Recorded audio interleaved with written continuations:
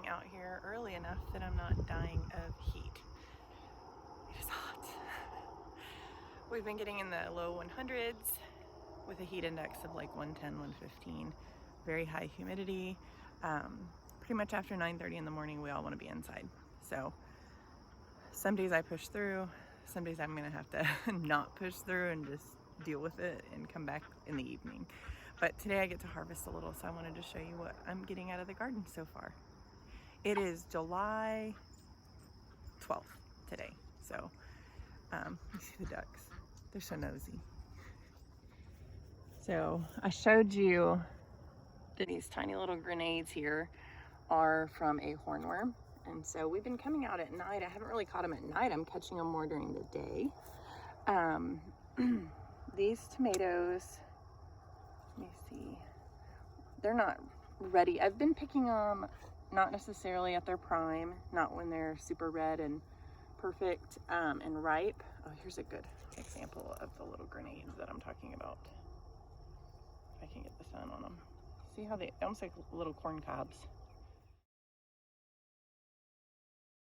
My Roma bed over here, a lot of them I'm picking like this, and I'm letting them ripen in the house just because I'm having a lot of things in this bed and I'm trying to make it last as long as possible. You can see I am actually starting to get little fruit again. We had stopped bearing any fruit for a while when it got super hot before we put the shade cloth up.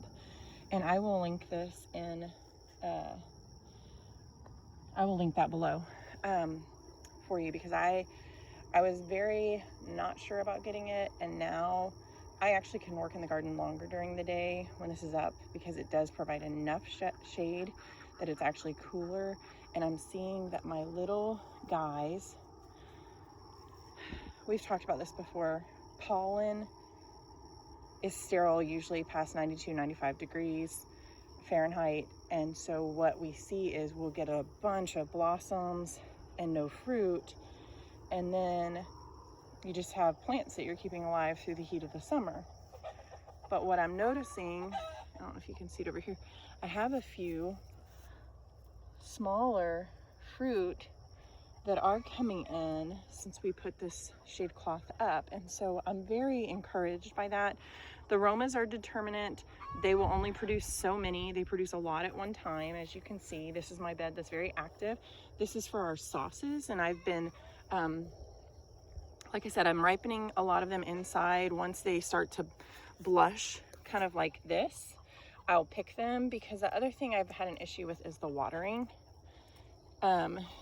Making sure that I'm not splitting them open. And so I'm picking them before I water. Here we go. And they're blushing. That means they've started to ripen. They're releasing whatever the chemical is. I'll have to look it up and I'll put it on here. That causes them to ripen.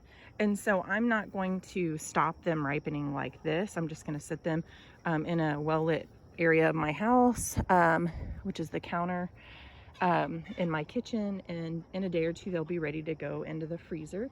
And I'm just saving as many as I can, and then I'm gonna make sauce. And then once I have sauce, we'll can it, and I'll get my freezer space back, and we will have food for the winter. Oh, y'all, ants are an issue for me in this garden, and I'm doing my best. I've had some little borax traps that I've made. This is my first Rutgers. Like I said, I don't remember where I put stuff. Okay, this is a Rutgers, and these are Rutgers. Sorry, these are Rutgers, so that should grow. And there's some big, I think they're Amish paste on the other side. Yeah, so that's what's over here. You can see that one split. Between the heat, and then we've been moving still. We finally, Friday, closed on the old house. We're done. We're fully moved into the new house. And so watering won't be quite so difficult. I was having a hard time doing everything. So there were days where the watering didn't get the priority that it needed. This is a Dr. Witchy's. I've had two already from this And they're so far they've been my biggest tomatoes, and they're so delicious. They're perfect on sandwiches, but I actually just sit there and eat them over the kitchen sink because they're messy. But I've got these two coming in, and I'm hoping with these new blossoms to get more. Over here, Costaludo, this is what I wanted to tell you about. I'd already picked that other one. This one plant that's on this trellised arch. 1, 2, 3, 4, 5, 6, 7, 8. 8 fairly good size. They're still growing, obviously. I'm gonna let that one keep going. And over here, 1, 2, 3, 4, 5, 6, 7. And they are starting, yeah, so let's say I started to see blossoms again. So I'm encouraged by that. I may come in, I'm not seeing my pollinators as much right now with this heat. So I told Paxton he may be coming in to help me pollinate. I don't know why this plant is so small, but it sure is producing a lot of fruit. And so I'm just gonna let it be. I don't know what this little cluster of a mess is. We've had lots of, I don't know what that is. We have had lots of butterflies, which also means we've got lots of caterpillars. That plant is not, oh, what's going on with my focusing? There we go. That plant, I don't even know what it is. I have not really seen fruit that I can think of. That is a sweet corbaci or corbaci sweet. This is the yellow lunchbox. Lunchbox orange. I did not grow those from seeds. My Ichabons, this one has made 2 eggplants, and then all of a sudden something started eating it. So we've been trying to deal with that. I don't know if you see these teeny tiny grasshoppers. There's just so much life in my garden, and I'm not gonna, other than the ants and the aphids, a lot of it, you know, when I see the caterpillars, I'll send them to the chickens. I need to come in and trim this up. I'm not gonna do that while y'all are on here. So these are Ichabons. Those are ping tongues. 1, 2, 3, 4, 5. 5 ping tongues. And I really haven't gotten any off of them. And if you remember last year, they were very, very prolific at the other farm. So I don't really know what's going on there. These are my tromboncino squash. I don't think that's what that is. I think a different seed got in there, because that's looking more like what I think is my, maybe my caserta or my patty pans. But this is a 1938 heirloom squash from my friend Rick and his wife Denise. We had a seed swap last fall and then in the spring, and these seeds came from then. And I'm super excited. I love this yellow and green. Anyways, but I still am awaiting a tromboncino squash. This is another 1938 heirloom. You can see the babies down there. That purslane planted itself, so I'm letting it grow. And I don't know what these are. I know I planted casertas, I planted some patty pans, I may have planted some white scallops, I don't even know. Not getting as much off these bean plants as I had hoped. Just occasionally a long bean. I don't know if it's the heat. I definitely can see like a wilt or maybe fungal thing going on in some of them. So I just need to be able to get out here and pick them, pull them all down. The okra garden, the okra bed, I have been overall very happy with now that it's taking off. However, I am still dealing with, this actually looks better today. I did have to come in and do a little neem. I was spraying it with water, rubbing them down, and they just kept coming back. So I was dealing with aphids and ants. Again, I've got an ant trap right there. It's not really doing anything. Why is my dog in there? Chunk. One thing I wanted to just bring your attention to, here's more Costaludo. This is an heirloom fluted tomato, and it's, like I said, it's done better than probably any of the other little heirloomy ones I have. I have worked at getting basil established. It's still coming up. That's my pineapple sage. That also goes in teas. Basil. Yes, we live by a train. Basil. And some of them, it really took a long time, but the shade cloth again has helped, and I'm seeing them just really take off. I did hear recently buy the Perpetua, which is a different kind of basil. This is more of that sweet Genovese. I've got lots of that. I love pesto, so this is usually pretty prolific, and I can make a lot of pesto out of it. But this is Perpetua, which is just, it's a variegated, it's beautiful. It does not go to seed, does not get woody. It supposedly, and we will see, is a perennial, whereas these guys are annuals. I have to replant them every year. A lot of times, once I let them bolt and go to seed, they actually replant themselves. So we'll see how that goes. But anyways, it's looking really good. It took a little bit of extra care at the beginning because I left it on the porch for a very long time and finally planted it, but I'm super happy with that. I've been watching this little baby tomato plant. This is a sun sugar, and Paxton and I were eating. He found this orange little ball when we were at the store, and he said, "Mom, look at this ball." And I was like, "That's a tomato." And I said, "Where did you get that?" And he showed me, and it was like in the beefsteak tomato package. I was like, "No, you did not get that off of beefsteak." So I started looking, and I found this little one, and the sun sugar, and it's a yellow orange little tomato. It's about maybe that big. Absolutely delicious. I actually ate it at the store, which I don't know that I recommend that, but I do find enough joy in eating tomatoes that it was worth the risk. And then, like I said, more basil. So I'm super happy. I'm trying to tuck basil in everywhere. These are Brad's Atomics, and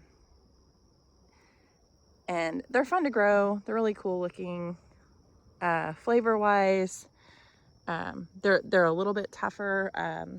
They don't have a thin skin, so if you don't like a tough skin tomato, it's probably not for you. They're really fun to look at. Fun to pick. They've actually grown. That's the only plant I have this year in the garden, and they have done really, really well. So totally fine.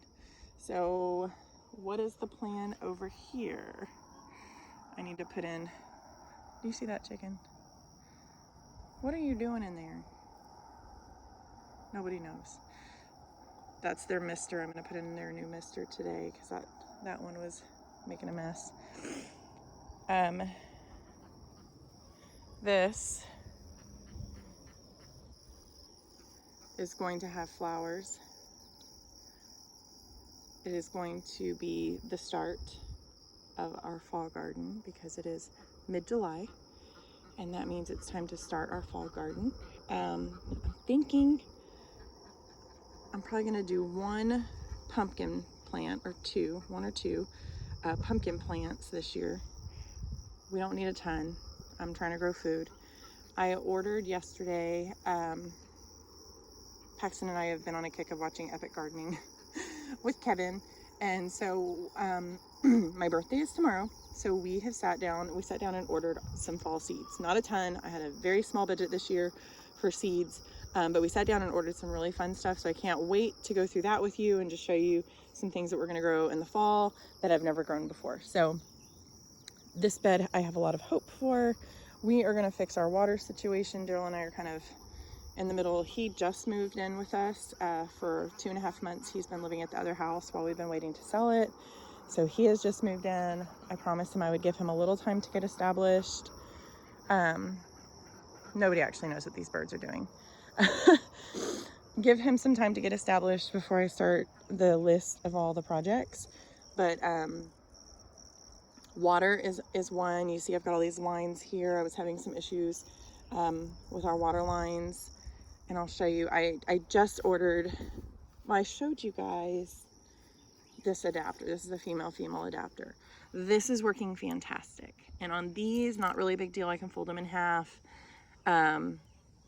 And they stop at the end. They don't just pour water out the end. But let me show you these. And then I need to start watering before it gets hot and the chickens need water. These ones, every time I bend it in half, by the next day it is broken. And so I've ordered an end cap for these little soaker hoses. There, I usually just bend it in half and put the stake in, but then it keeps breaking. I'm gonna get to a point where I don't have anything. I have been bunny sitting. This is our third set of bunnies to watch this summer, and I'm getting lots and lots of compost. It is a cool compost, I'll remind you guys of that. And so what I do is I just use it as a mulch. I've been just re-adding it as a mulch, and then slowly I'll add a little water to the top every now and then when I'm watering, and that puts that compost back into the soil, and that seems to be helping. I've not done a lot of extra significant fertilizing at this point. I haven't found a need for it. I feel like those are big, and I feel like somewhere in here I'm missing a hornworm, but it is definitely in there because it's pooping on everything. We'll come back at night. The constant search for the hornworms. I know that this is an issue for everybody who grows, especially tomatoes. This is their luxurious deliciousness. So anyways, I will update you guys on these end caps. I ordered some and I ordered the wrong size, so I have to order them again. More basil. So I'm just gonna keep tucking it in as I grow it. I've got some growing over there in the seed cells. But when I get my package of seeds, I will go through what we're talking about doing for the fall garden. If you're interested, obviously a lot of this stuff is going to stay through until winter hits and it freezes. The basil, I'm trying to get as much basil as I can to make as much pesto as I can. But we also pick it. We're using it for teas. We're using it for meals, using it fresh. I use it a lot with our chicken. So it's not going to waste, and that's why I want more of it, because I really feel like it's really, especially in the summer, it's so delicious, fresh, straight from the garden. And so, but I also did this a lot in the video because I want you to see this garden is not perfect. I've got grasshoppers. We're in the heat of summer. The grasshoppers are everywhere. We've got caterpillars. We've got all sorts of stuff in here, but the food is still very edible. I am just kind of having to share some space with animals or critters, and I would rather share a little bit of space with them, hand pick as much as I can. Some of it I've come in when I can with a little bit of neem oil rubbed into the bottom of the plants where they're at. I know one of my friends said ash, to use ash for the aphids. I don't know if I'll do that. I'm going to kind of do a little more research before I just willy-nilly start doing stuff in my garden, but I'm really excited about how it's going, given that it's so hot. We're mid-summer, and we're getting food. We're getting food, not tons of food, but food, and figuring some stuff out in this space, because the air in this space, those trees block a lot of the wind, which will be nice. It'll keep it warmer longer. It'll extend our growing season. But right now, especially with, like, the chickens are hot, the garden can be kind of hot and humid with not a lot of airflow. So situations where I maybe planted a million peas or beans, runner beans, which I love this wall, because if I wanted to, I could just garden naked, you know, because you can't even see through it. But I feel like it's definitely cut down on the airflow for the tomatoes, and so far I'm not seeing disease. Maybe some here. Gonna watch that pretty close, but otherwise it's okay. But eventually it may become a big issue, and all of that has to get torn out. So I would definitely do that different next time, but it's pretty to look at.